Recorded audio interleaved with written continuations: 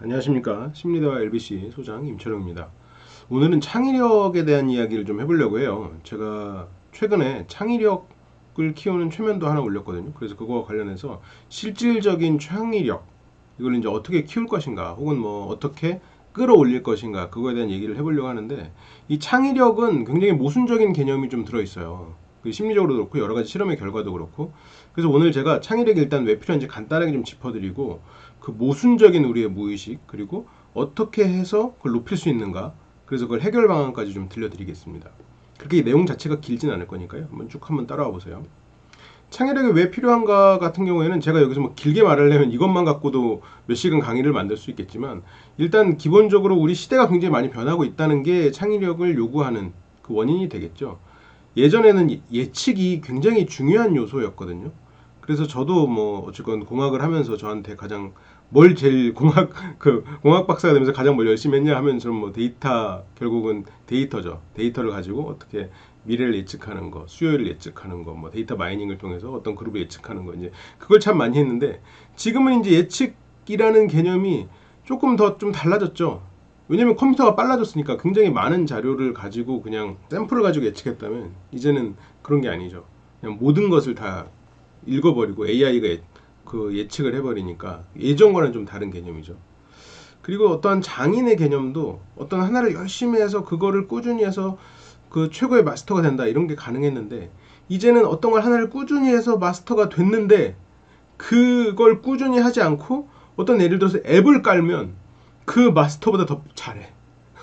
장인의 그 기술을 뛰어넘는 어떠한 새로운 기술 혹은 플랫폼, 이런 것들이 나와버리면 그 플랫폼을 5분 동안 내가 관심을 갖고 그거를 쓸 줄만 아는 게 10년을 훈련하는 것보다 더 나은 경우도 있는 거예요. 그러면 내가 이 일을 어떻게 하는가는 결국 외부에 대한 관심과 어떠한 창의적인 해결법을 찾는 게 훨씬 더 유용할 수 있다는 얘기죠. 그러니까 장인을 무시하는 게 아니라, 굉장히 예전에는 10명의 장인이 10명의 장인으로서의 역할을 했다면, 지금은 그 중에서 한 명 정도만 진짜 장인이고 나머지 사람들은 어떻게 보면 미련한 일을 하고 있는, 좀 더 창의력을 발휘하면 그것이 좀 다른 방법으로 훨씬 더 효율적으로 해결할 수 있는 부분이 존재할 수도 있는 그런 시대가 되고 있는 거죠. 그리고 이제 사회의 성장의 개념도 달라졌죠. 예전에는 사회가 계속 팽창해 나가고 내가 무언가를 계속 하면 됐지만, 이제는 사회가 성장한다고 보기 어려운 파트들이 많이 존재하죠. 대부분은 성장하지 않고 있고 오히려 축소되는 경우도 많고, 그러다 보니까 혁신이 필요해요. 더 효율적으로 하지 않으면 살아남을 수가 없어요. 그 혁신에는 창의력이 필요하죠. 새로운 방식이 필요해. 기존의 방식대로 하면 줄어드니까 확률적으로 나는 줄어드는데 내가 어떻게 살아남을 가능성이 있겠어요? 이제 그런 것들. 그리고 학습도 그렇기 때문에, 이 학습도 과거에는 어떤 학습을 해서 그걸 가지고 평생을 먹고 살았다면, 이제는 그 학습이 영원해야 되는 거죠. 영원하지 않으면 아까 말했던 것처럼 그 최소한 외부에 관심을 가져서 그 5분 동안에 해결할 수 있는, 5분이라도 관심을 가져야만 얻을 수 있는 외부적 지식, 어떤 걸 효율적으로 해결할 수 있는. 그래서 우리가 이제 앞으로 생존을 위해 필요한 게 뭔가, 이런 생각을 좀 해야 된다라는 거죠. 그 과정에서 창의적인 접근법이 없으면 늦어요. 예. 물론 저도 이거 굉장히 두려워하는 일 중에 하나거든요. 그래서 계속 공부를 하죠. 예. 참 공부 나도 공부를 잘했다는 게 아니고 가방끈이 참 긴 사람이잖아요. 저도 공부를 오래 한 사람인데 여전히 하고 있죠. 여전히 계속 하고. 어쨌건 이거에 대한 그 논의는 우리가 이제, 여러분들도 당연히 공감을 하고 계실 거라고 생각해요. 그러니까 이 영상을 클릭을 하셨겠죠. 근데 이 창의성이 상당히 좀 모순되는 개념이에요. 이제 그걸 좀 들려드리려고 하는데, 그 며칠 전에 그 뉴욕타임즈에 그 창의성에 대한 난제, 뭐 이런 제목의 기사가 실렸어요. 그게 뭐냐면, 이제 그 일리노이 대학의 경영학 교수가 한 연구인데, 연구 내용의 결과는 이렇습니다. 이제 실험을 한 거예요.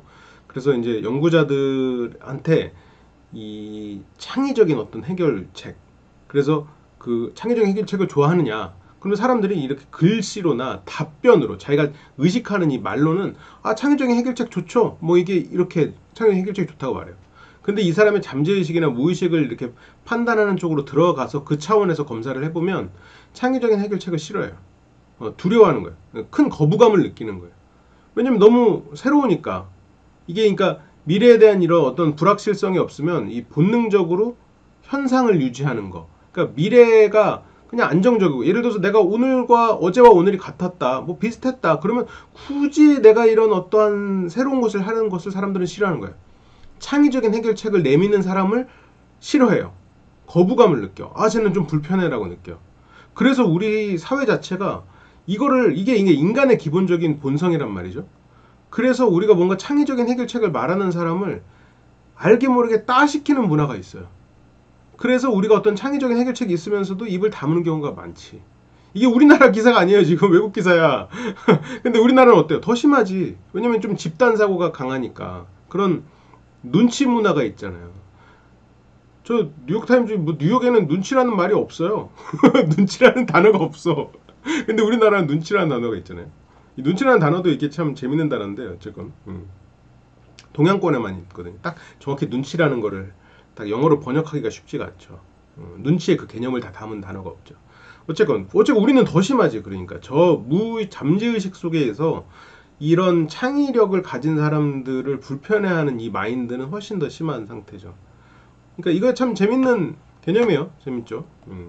그래서 일단 우리가 창의력 말은 하지만 진짜로 예를 들어서 뭐 아이를 키울 때도 진짜 아이가 어떤 창의적인 해결책을 내밀거나 창의적인 것을 쫓을 때 과연 그것을 부모들이 반기느냐?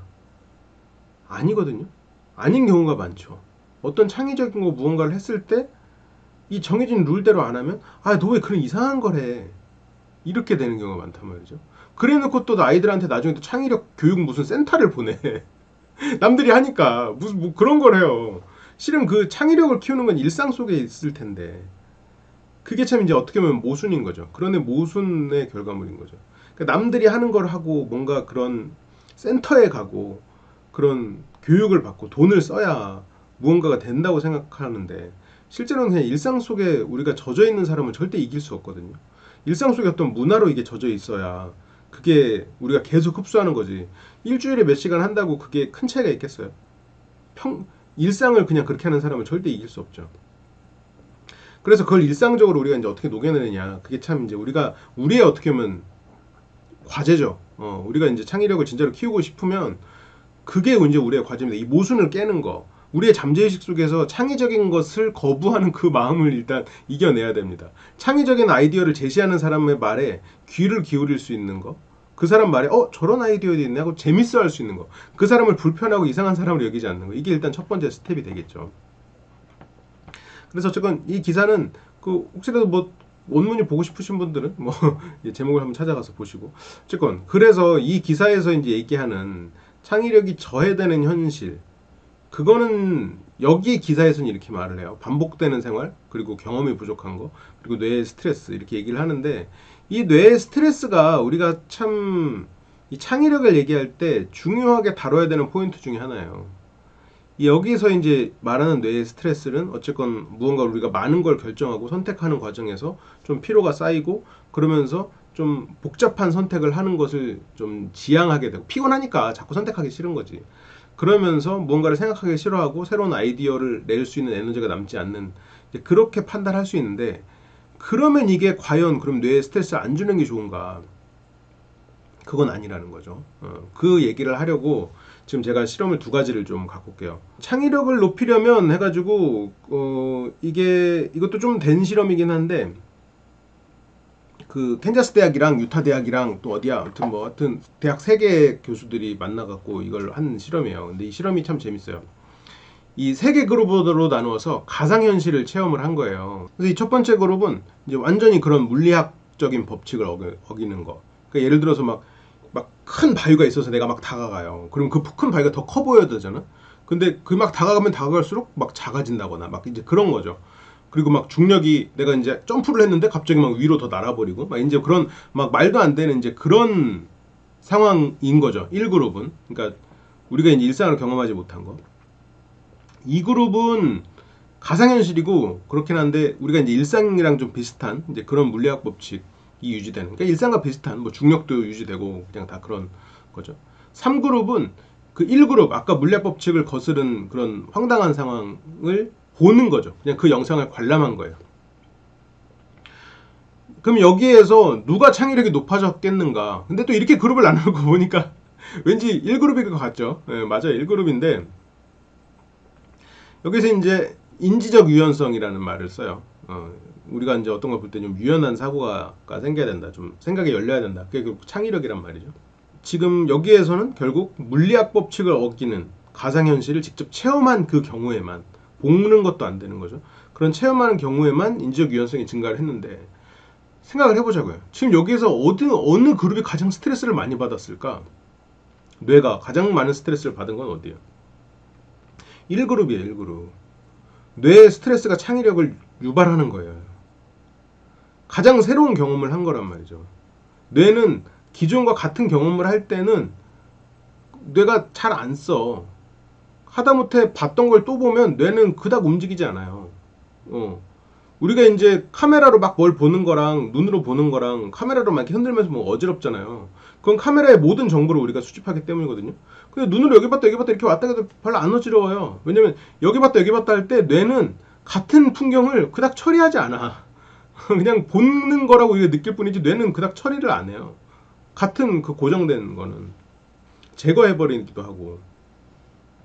어쨌든 그렇기 때문에 뇌가 별로 안 쓰거든요. 같은 거를 할 때는. 근데 1그룹은 얼마나 뇌가 뭘 했겠어요. 스트레스 엄청 받지. 그래서 기본적으로 뇌는 적당한 스트레스는 창의력을 발휘하는 데 있어서 그 필요 조건입니다. 그래서 창의력을 높이기 위해서 여기에서 실험 1을 한 이 학자들이 제시하는 창의력을 높이는 구체적인 해결책은 이런 것들이 있어요. 이런 변화의 스트레스, 뇌의 스트레스를 이용하라는 거죠. 복잡한 생각이 들 때, 내가 이제 복잡한 생각은 뭐예요? 왔다 갔다 하는데 뭔가 발전이 없는, 계속 내가 막 맴돌고 있는 그런 생각인 거예요. 거기 그렇게 내가 뭔가 이렇게 맴돌고 새로운 생각이 안 나올 때는 환경을 바꿔보라는 거예요. 뭐 집안의 인테리어를 바꿀 수도 있겠죠.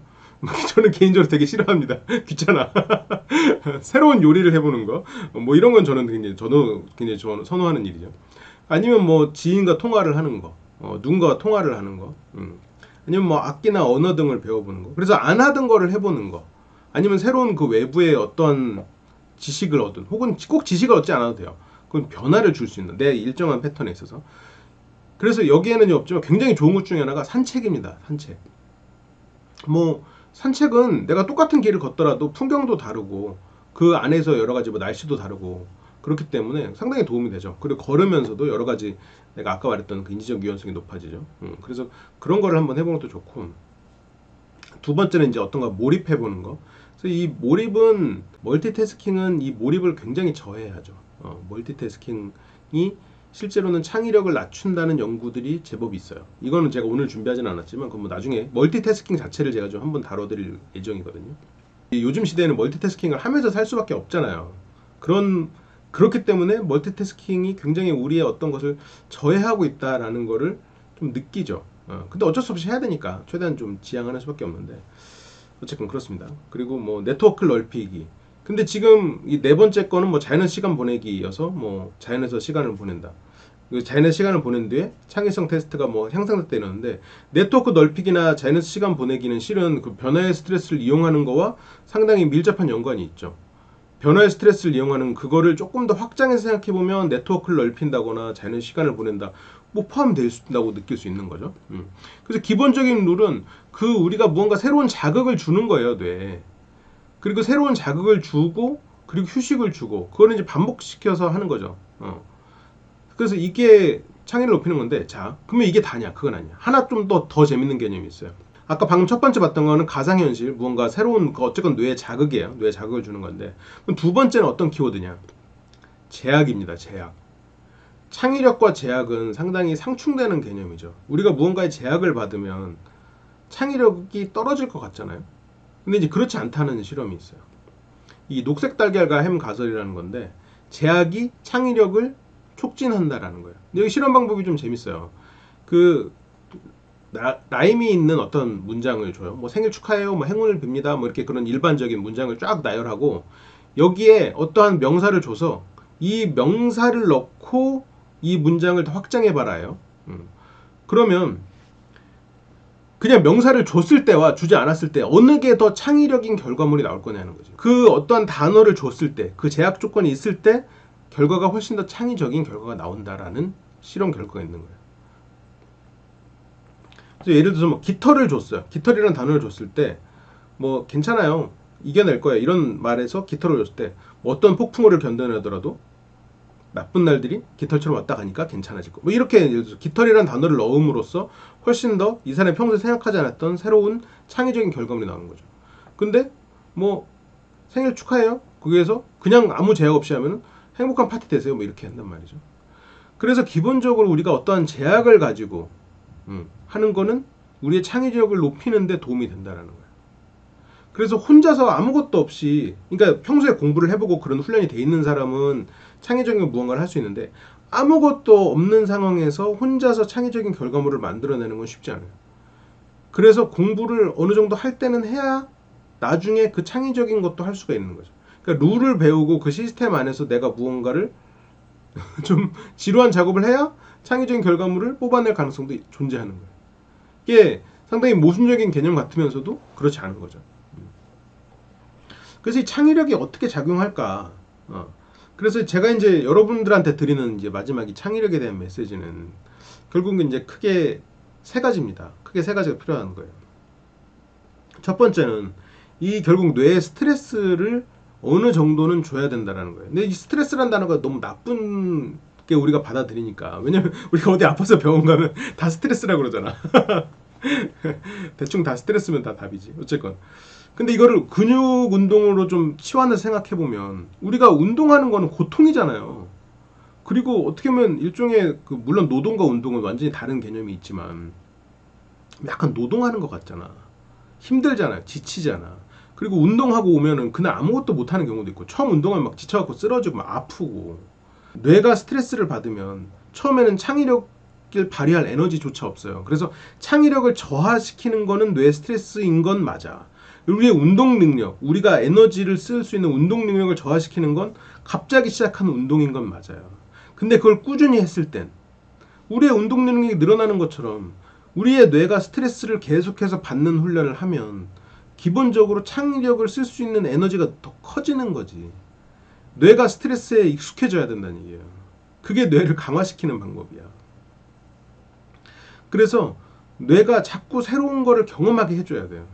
그게 근데 새로운 걸 경험하고 자꾸 내가 어떤 내가 스트레스를 받고 물론 그러니까 책을 읽는 것도 어떻게 보면 내가 스트레스를 받는 거지. 계속 새로운 걸 집어넣는 거니까 훈련이지. 그러니까 책을 읽는 거 혹은 아니면 어떤 책을 안 읽어도 돼요. 새로운 사람을 만나서 경험하고 새로운 이야기를 듣고 맨날 똑같은 거 하고 맨날 똑같은 그런 거 하지 말. 그런 것보다는 그런 것도 하지 말라는 거 아니에요. 그런 것 안에서도 또 뭔가 통찰을 얻을 수도 있겠죠. 사람에 따라서. 그래서 어쨌건 그 뇌의 스트레스가 순간적인 창의력은 떨어질지언정 장기적으로 그게 내가 훈련이 되면 내가 어떤 창의력을 쓸 수 있는 에너지가 는다는 거예요. 근육이 느는 것처럼. 근데 근육도 결국 언제 늘어요? 휴식할 때 늘어요. 그래서 이 뇌의 에너지를 팍 쓰고 그리고 아까 말했던 뭐 산책도 하고 이러면서 이렇게 좀 휴식을 갖고 좀 잠깐씩이라도 뭐 멍 때리면서 좀 휴식을 또 갖고 아니면 단순 작업 뭐 단순 작업 좀 뭐 있어요? 요리하는 거 뭐 오늘은 뭐 해봤던 요리 하면 솔직히 그냥 별 생각 없이 하잖아요. 이제 그런 것도 상당히 도움이 되죠. 뭐 설거지도 있고 제가 좋아하는 루틴입니다. 지금 그런 것들이 도움이 되는 거죠. 그렇게 근육 운동을 하듯이 확 운동을 해서 근육을 찢고 고통을 줬다가 휴식을 취해서 거기에 다시 또 뭔가를 채우고 그래서 근육이 커지는 것처럼 그럼 내가 조금 더 힘이 더 세지는 것처럼 마찬가지로 창의력을 그렇게 해서 더 세게 만드는 거예요. 그 다음에 제약을 두는 건데 이 제약은 내가 어떤 일을 하느냐에 따라서 굉장히 달라요. 예를 들어서 뭐 음악을 하면 음계나 이런 것도 다 제약이죠. 경영학을 하는 사람들은 그 안에 얼마나 많은 프레임들이 존재해요. 그 프레임 안에서 뭐 4-5나 뭐 3C 해가지고 막 엄청 많잖아요. 딱 그 딱 프레임에 짜져서 그런 것들이나 어떤 시스템을 이해하고 그리고 내가 어떤 정보를 들었을 때 내 머릿속에 여러 가지 책장이 있어서 그 책장 안으로 정보를 그룹핑해서 넣는 거. 뭐 저 같은 경우는 뭐 최면 뭐 심리 아니면 뭐 경영학 이렇게 해서 각 그룹이 있고 이거 각각이 어떻게 연결되는구나 이런 것들이 있겠죠. 각자 다 있을 거예요, 여러분들도. 그래서 각자의 책장을 만들고 그 안에서 이렇게 프레임을 짜고 이제 그런 구조화 시키는 거 그런 것들이 실은 제약입니다. 하나의 제약. 그리고 이 제약이 있으면 훨씬 더 지식의 양이 더 넓어져요. 왜냐면 네트워크가 형성되거든.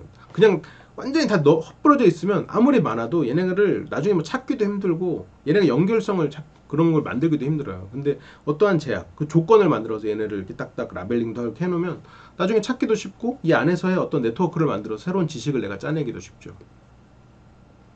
그리고 마지막으로는 창의력의 어떤 소스를 얻는 건데, 소스는 뭐예요? 결국 끊임없는 공부예요. 계속 공부하는 거. 공부라는 건 학교에서만 하는 거 아니죠. 사람을 만나서 얘기하는 것도 실은 공부예요. 듣는 거. 그래서 이런 것들을 계속해서 새로운 지식을 얻고, 여러분들도 지금 이걸 보시면서 어떻게 보면 공부를 하고 계신 거잖아요. 이런 공부도 어떻게 보면 여러분들의 창의력을 얻는데, 예전에 그래요. 그 미래학자들이 뭐 하느냐, 미래를 예측하는 학자들이 뭐 하느냐. 보면 하루에 뭐 7, 8시간씩 모든 뉴스 보고 신문 보고 그거만 하루 종일 보는 거야, 며칠 동안. 계속 소스만 듣다 보면 그 소스들이 어느 순간 머릿속에 연결되면서 그 하나의 큰 줄기를 만드는 거죠. 이제. 그래서 끊임없는 공부를 하다 보면 여러분들이 어떤 그 목적이 있을 때, 근데 단지 이제 내가 뭘 하겠다는 목적은 좀 있는 게 좋죠. 그냥 아무 무작위로 막 넣는 거는 좀 어렸을 때는 괜찮은데, 나이가 들었을 때는 어쨌건 목적성을 가질 때 그런 지식들이 좀 이렇게 뭉치고 어떤 의미를 갖게 되긴 하거든요. 그런 걸 좀 갖기 힘들다 그러면 그냥 가상으로라도 내가 누군가를 가르쳐 준다는 생각을 하는 것 도움돼요.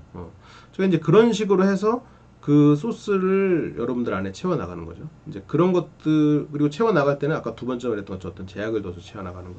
이제 이런 게 여러분들의 창의력을 높이는데 큰 도움이 될 겁니다.